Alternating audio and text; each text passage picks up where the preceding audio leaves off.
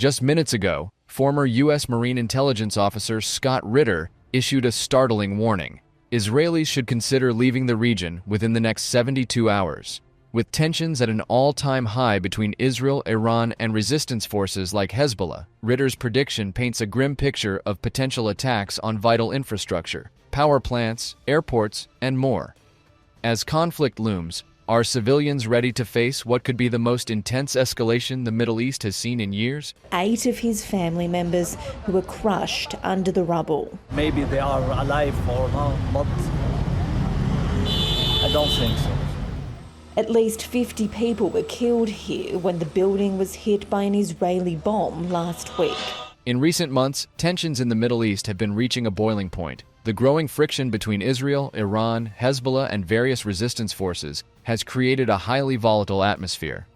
If you've been following the news, you might have noticed a noticeable shift since October of last year, when violence in the region escalated, capturing global attention like never before. It seems like every week, there's a new development, each one more concerning than the last. It's been nearly 3 weeks since U.S. Secretary of State Antony Blinken and Secretary of Defense Lloyd Austin warned Israel that it could face restrictions on U.S. aid, including a possible halt to weapons transfers. This isn't just the usual tension we're used to seeing in the region. According to Scott Ritter, a former U.S. Marine intelligence officer with a strong track record in military analysis, what we're witnessing now is a significant escalation, one that could turn into a full-scale conflict if the current trajectory continues.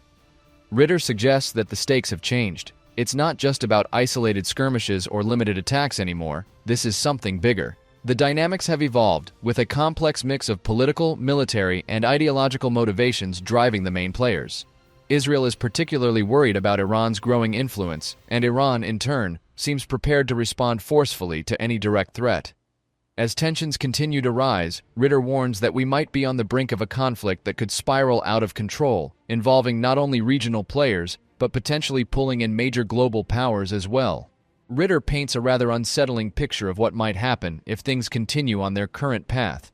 He envisions a scenario where Israel could launch a preemptive strike against Iran, likely in response to what it perceives as Iranian threats or provocations.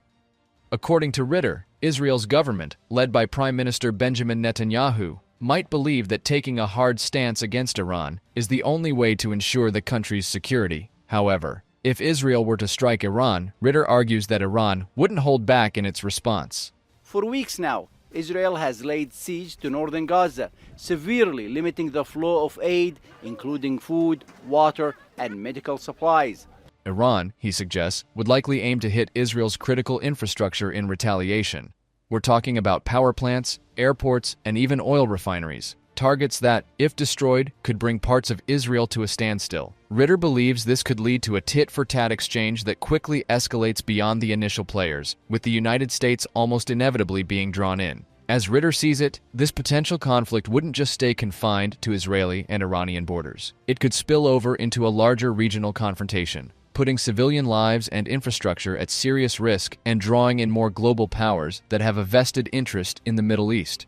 One of the more interesting points Ritter raises is about Hezbollah, the Lebanese militant group historically known for its border skirmishes with Israel. But Ritter thinks Hezbollah is changing its approach and expanding its capabilities. Instead of sticking to the usual localized conflicts, Hezbollah now seems prepared to go after strategic Israeli assets. In Ritter's view, Hezbollah isn't just looking at military targets near the Israel-Lebanon border anymore. They may have the firepower and the reach to strike deep into Israel, targeting critical infrastructure that could impact Israel's economy and military operations. There have been little improvements here and there on things like additional routes opening up inside Gaza and work around, trying to work through some of the security issues.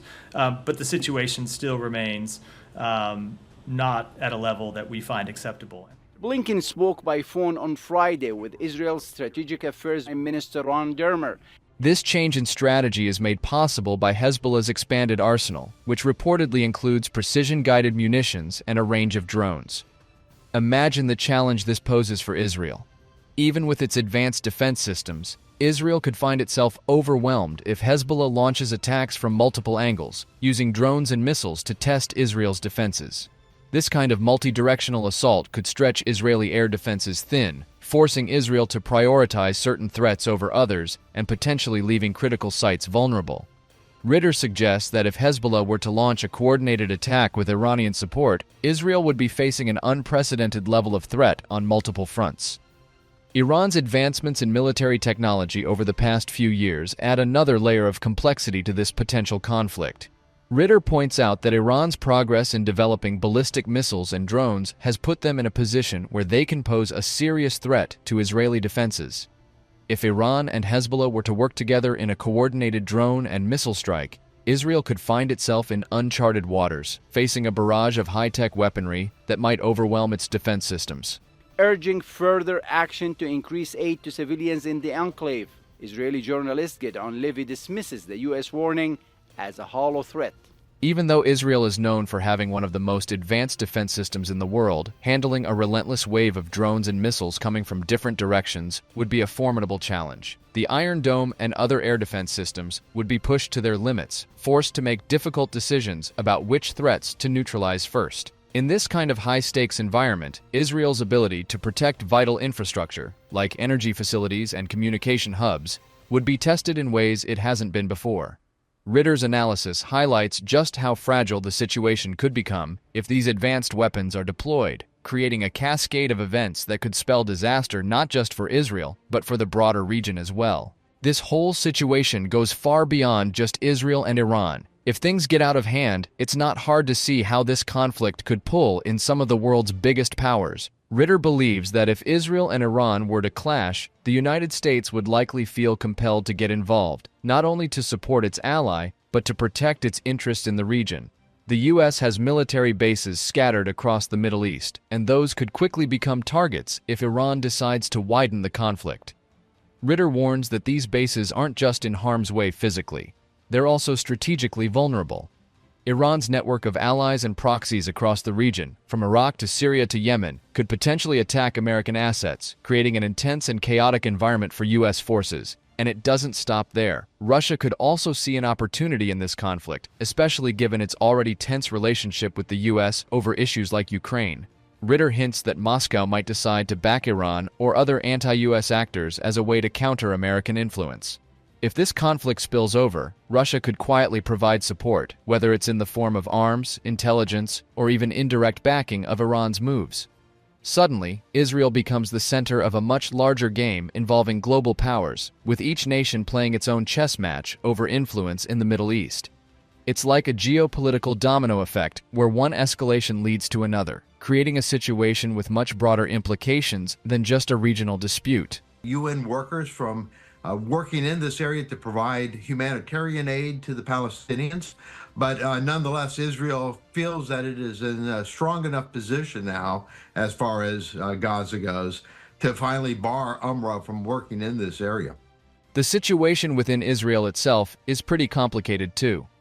Ritter points out that Israeli society isn't exactly united on how to handle these conflicts. On one end, there are hardline supporters of Netanyahu and his policies, often very vocal about backing a strong, aggressive stance toward Iran and other regional enemies. But then, you have a growing number of Israelis who are disillusioned with the government's approach and are speaking out against the ongoing conflicts. Some of these citizens feel that the government's policies are putting the country at unnecessary risk, while others simply want peace and stability, away from the constant cycle of violence. This divide within Israeli society could pose a problem if an all-out conflict breaks out. A country that's split on how to deal with external threats is naturally going to have a harder time responding effectively. The internal discord Ritter describes might mean that Israel's response to any attack or escalation could be weakened, simply because not everyone is on the same page. With public opinion so fractured, there's a real concern that Israel's ability to unify and face external threats could be compromised at a crucial moment.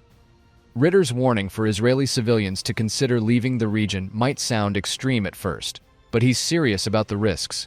He believes that if this conflict does spiral out of control, civilians would face direct threats to their safety. Imagine what happens if missiles start targeting not just military sites, but infrastructure critical for daily life, power plants, airports, and medical facilities. The impact on civilians would be severe, with essential services like transportation and energy potentially going down. Hospitals could become overwhelmed, and people might struggle to access basic necessities. So, Ken, knowing this information, many people have the question this morning, well, who will now provide this aid to the Palestinian people that are out in Gaza that have nothing to do with this conflict? Obviously, there was a humanitarian crisis far before October 7th happened, but it has gotten progressively worse since the war has continued. In such a scenario, it's not just the immediate danger from attacks that civilians would have to worry about. There would be long-term disruptions to daily life, with instability hanging over everyone. Ritter's call for Israelis to consider leaving is rooted in a desire for them to avoid this potentially devastating situation. For those who stay, the challenges could be immense, as they'd have to navigate the dangers of a full-scale conflict while dealing with the breakdown of infrastructure around them. Ritter's words might feel alarmist, but he's seen enough conflict zones to understand what civilians could be up against. When a former U.S. Marine like Ritter speaks up about an impending conflict, it's wise to pay attention. Marines have a long-standing reputation for their strategic foresight, especially in complex geopolitical situations like this. Ritter, in particular, has built a reputation as someone who doesn't just make wild predictions. His analyses are rooted in years of experience and a deep understanding of how conflicts can unfold. The respect for Marine intelligence isn't just ceremonial. It's based on their proven record in foreseeing and understanding global threats. Ritter's warning, in this case, carries weight precisely because of his background. Former Marines, with their expertise in assessing high-stakes situations, often bring a unique perspective that civilians and even other military analysts might not have. Their insights don't come from guesswork. They're grounded in real-world experience. That's why, when someone like Ritter sounds the alarm, it's worth considering his insights seriously. In situations as complex and volatile as this, the expertise of Marines, especially those with an intelligence background, can be invaluable in understanding what's really at stake and how to navigate the risks ahead.